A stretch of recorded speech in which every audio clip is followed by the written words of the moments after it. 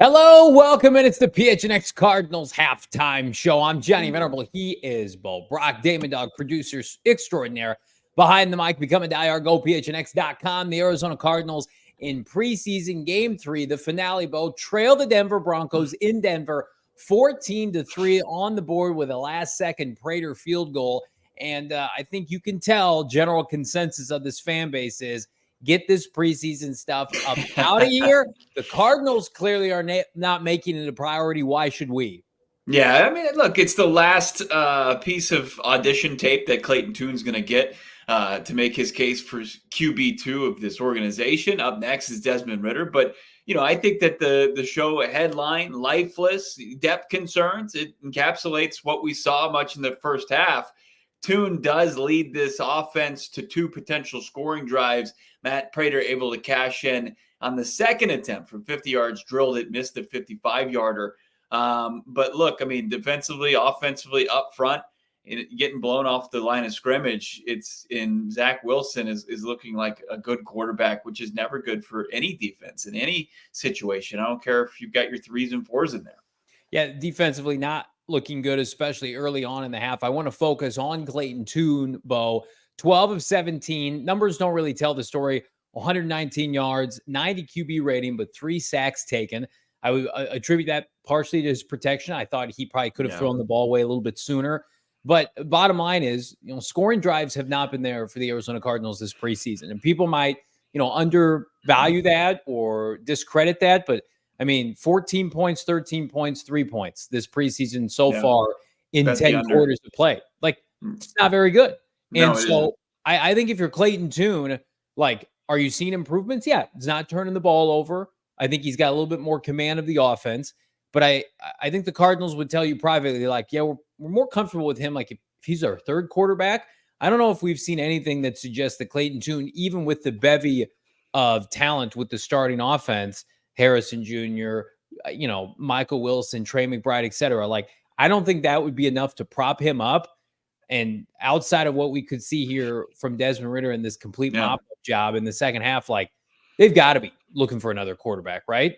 Yeah, you can't be content, right? You can't be, really confident and have a whole lot of conviction in your quarterback play beyond Kyler Murray, right? Yeah. I think Clayton Tune, here's something I think you can't deny. He's improved incrementally. Yep. But has it been, everything that you wanted to see? Is it the jump that you wanted to see going up against, not necessarily first team, second team? It's mostly a mix between second and third teamers during this preseason. He's shown improvement, but is it where it needs to be operationally? And then also within the play to where you say, okay, if something happens that you don't want to when your quarterback can't play and Kyler Murray, can you rely on this guy in a pinch? Can he play? Can he start 3 games for you? And, staring that down, it's got to make a lot of Arizona Cardinals fans feel uneasy. Desmond Ridder was acquired this offseason to basically stabilize QB2 and allow Clayton Tune to continue to develop. And he just hasn't been very good. You're watching the landscape of backups throughout the NFL. And I don't know if it's coaching scheme or the players themselves just look much more comfortable and confident.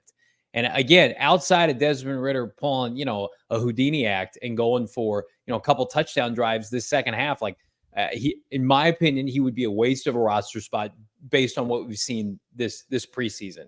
So if you're the Arizona Cardinals, whether it's, a Tyler Huntley via a trade or claiming somebody off waivers, I think that right now, as much as we might complain about the pass rush, or mainly me on this show, it's his QB2 vaulted ahead of the pass rush in terms of realistic targets here over the next 72 hours. Because, unlike clamoring for Hassan Reddick, which I do every day, there will be a quarterback made available here before Tuesday or right after that at least is competitive against what the Cardinals have. And we saw last year, they are not concerned about, hey, this guy didn't spend any time in preseason or camp with us, and that doesn't matter. Josh Dobbs, get ready in 10 days. Yeah, but there is more of an expectation of, and there's also last year this was break glass in case of emergency, and they did that, right? And it was just a fire drill.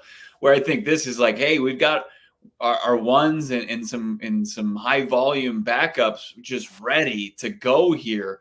We're confident once they get in on both sides of the football that you're going to see better play. But I don't think that there's going to be this massive sense of urgency. But I think, like, you see Anthony Brown get released by the Buffalo Bills. Could you tap into somebody who's got experience being on NFL rosters? The former Oregon quarterback, could he give you some insight on the Bills? And could he be a guy that maybe, because we know what Ritter is, maybe come in and see if he can compete maybe as your practice squad guy? But there's gonna be options. Like I floated Mike White to you, and you said you're a dumb, stupid person that doesn't know anything about football.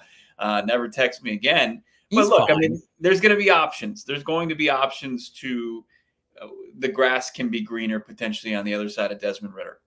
Let's get to the super chat here. Thank you so much, Kyle. $5. I think Johnny's right. Love the start of this. Send pass rush help right now. Let's transition, Kyle, if we could, to the defensive side of the ball. No pass rush again outside of Cameron Thomas had a nice rush, albeit from the interior of the defensive line. Edge rushers. Two of those this preseason now. Yeah, from that spot. Absolutely. Good so sign. That might be a telltale sign here, especially with Darius Robinson on the mend. Jesse Luketa, Victor Dumukagi getting a large majority of the snaps. No Xavier Thomas in this game leads you to believe he has jumped them on the depth chart. But I mean, with the status quo here, with Luketa and Victor Dumukagi playing the entirety of this game, or what feels like it, you knew you just weren't going to get much juice off the edge. I don't know if this emphasizes the need, or is this simply like, these guys are on the team, they play special teams, and oh, by the way, this just happens to be their position. So we got to get through this preseason game. Yeah, but it's becoming more and more of a known commodity, right? You know what it is. And even in like beyond special teams, can you rely on them for anything? And I just don't know if you can. And then, like, you get further down the depth chart, you see like Tyreek Smith, and you just get no pressure. And some of the guys even further down that outside linebacker room, like, it's tough. I think from a rush and cover standpoint, it's just been bad today. Like, you just haven't seen anything. I saw our guy Merv likes what he's seen from Keitrell Clark. I thought on the, Keitrell bounced back after a tough first series where, he probably could have tightened up the tackling. But then he gets in there and he's able to get the team off the field on third down with making contact early and setting up putting them on 4th and 1 and forcing the punt and then a pass breakup. So, a stronger performance, to close out the half. So it's there's good, there's bad, and there's a lot of ugly going on today. I don't think you can make any true determination on the pass rush by looking at who's playing today. Because of the B.J. Ojulari injury, you just couldn't risk anybody that you are going to rely upon, and that you mentioned it, Xavier Thomas, getting out there and getting nicked up before the start of the season. Couple housekeeping items here. Xavier Weaver looking good. Does the suspension that we covered on Friday to Zay Jones open up a roster spot for him? I think he's certainly making his case. Chris Moore had a nice catch. So that spot for the 5th receiver on this roster looks ever more competitive. Zay Jones will be put on the exempt list, suspended list for 5 weeks to start the NFL season. So the Cardinals have an open roster spot if they choose to use it on a receiver. And then you had mentioned to me Michael Carter Jr., who most Cardinal fans would like to see make this team, was in street clothes. Now, there's been some misinformation. DeMercado, was he playing in this game or was he not playing in this game? I saw him on a putt coverage. So with that, was out there. He didn't play. He hasn't seen a snap in the run game. Okay. And I think you're seeing, if Darren Mercado is getting snaps, I think he's getting them where he would potentially get them in the regular season. So I think they know what to expect from him as far as running the football. So they're not going to put him between the tackles like you're seeing with Tony Jones and Hassan Hall. So I think that, Darren Mercado's out there. I know Trey Benson, I saw him dressed. But when they showed Kazir White and Kyler Murray just chopping it up, a couple fellas talking to ball on the sidelines, I saw Michael Carter in street clothes, which is good. I think it's a good sign for him making this team. We will be back, ladies and gentlemen. First of all, like this video, subscribe to PHNX Sports here on YouTube. We will be back following the third quarter for a fourth quarter watch-along discussion. We're also going to be joined by PHNX Cardinals beat reporter Craig Morgan during that conversation. Let you know where everything stands as it relates to the final 53-man roster for this team. And good hell, after this third quarter, will anything change as it relates to the competition at QB2? Again, for Bo, Brack, Damon, Dawg, I'm Johnny Venerable. We'll see you after the quarter. We